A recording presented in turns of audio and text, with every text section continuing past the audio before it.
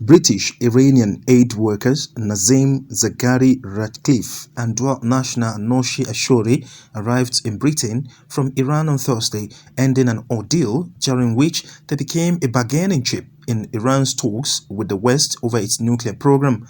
They arrived at the British military airbase of British-Iranian on Oxfordshire shortly after 1 a.m. local time after they flew back via a brief stopover in Oman. A statement from Ashoori's family thanked everyone who had worked toward his release. 1,672 days ago, our family's foundation were rocked when our father and husband was unjustly detained and taken away from us. This has been an appalling ordeal for Nazanin, Anoosheh, Morad and their families who had suffered greatly, and I'm sure everybody across the UK is delighted that they have been released and will be celebrating that fact.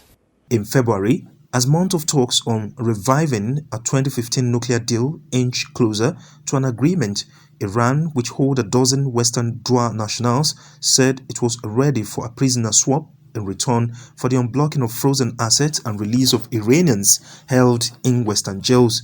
The nuclear talks were close to an agreement 11 days ago until last-minute Russian demands for sweeping guarantees that would have hollowed out sanctions imposed following its invasion of Ukraine threw the negotiation off track.